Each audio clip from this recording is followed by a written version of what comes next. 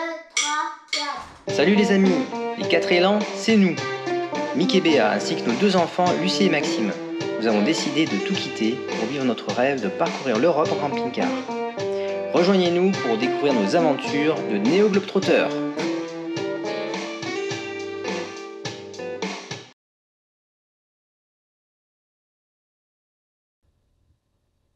Alors notre véhicule, pour ceux qui n'ont pas vu la vidéo de présentation de notre Benimar, donc il s'agit d'un Benimar Tessero 463 Up de 2022.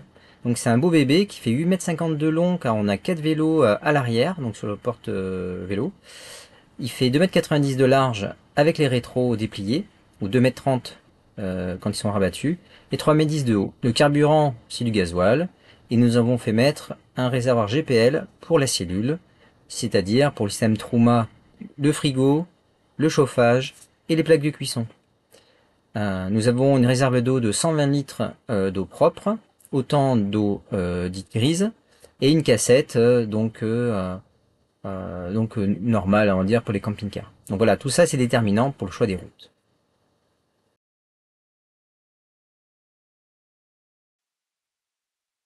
Donc la découverte de la Slovénie, donc c'est faite par l'Autriche. Et donc nous sommes allés en Slovénie dans le but de parcourir essentiellement le front ouest de la Slovénie. Et donc vous pouvez voir, donc on a visité le lac de Bwanj, qui était vraiment magnifique, et on a pu se garer vraiment sur un parking en pleine nature. Le lac de Bled, là aussi, donc on a pu se garer très facilement dans le centre-ville de Bled, où il y a des stationnements réservés pour les camping-cars. Donc ce fut assez facile pour y stationner.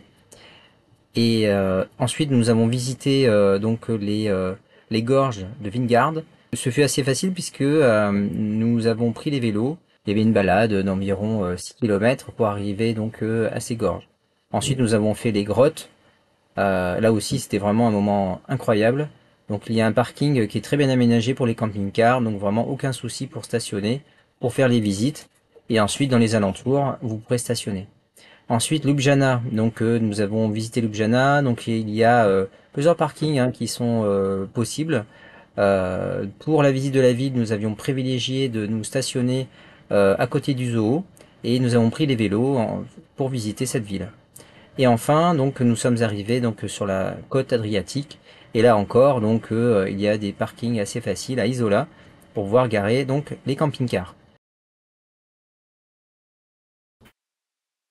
Alors pour le carburant, les stations-service en Slovénie délivrent le même carburant qu'en France, que ce soit sur le diesel, l'essence et le GPL. Donc quel que soit les carburants, vous trouverez très facilement des pompes, que ce soit sur les autoroutes ou sur les axes secondaires. Donc c'est vraiment très simple. Et pour le GPL, un point particulier, c'est qu'il n'y a pas de raccord nécessaire, on va dire, entre le pistolet et donc les systèmes de plug, on va dire, du pistolet sur les réservoirs.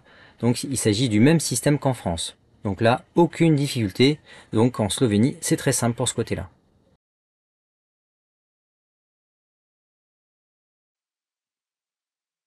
Donc les routes en Slovénie sont en excellent état. Donc il y a donc 2 types de routes. Les autoroutes qui nécessitent une vignette qui peut être vendue soit pour 10 jours, soit pour une durée d'1 mois. Donc nous avons acheté une vignette dématérialisée juste après la douane. Et donc pour 15 € donc pour notre séjour qui a duré un petit peu moins de 10 jours. Autrement, les routes secondaires ne nécessitent pas d'avoir des vignettes, donc elles sont libres d'accès, donc pour tout véhicule.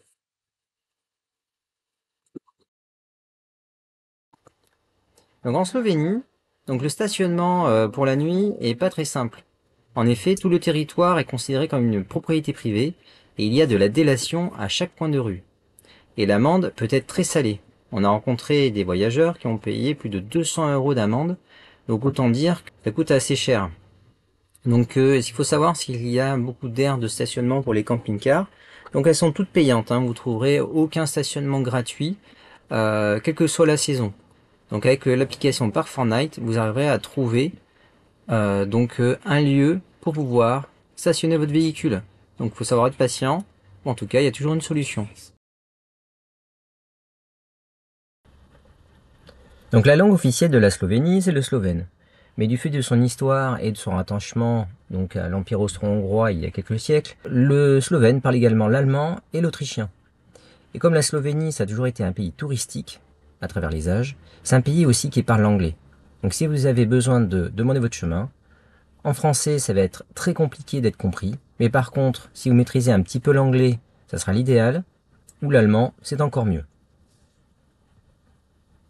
Donc on trouve assez facilement des aires de service gratuites, que ce soit sur l'autoroute ou sur des routes nationales. Donc ça c'est vraiment un avantage, hein, que ce soit pour de l'eau potable, mais également on va dire pour évacuer les eaux grises ou les eaux noires. Donc ce fut très simple.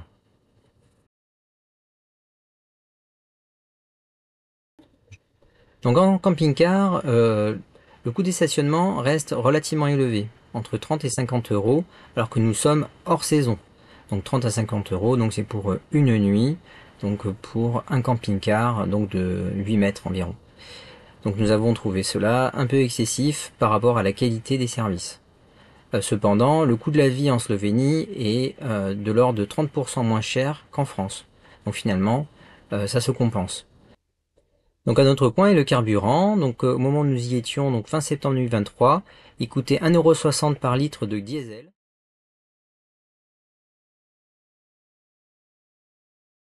Et oui, donc pour visiter la Slovénie, moi je considère que c'est un pays qui est vraiment adapté pour faire du camping-car. Donc c'est un grand oui.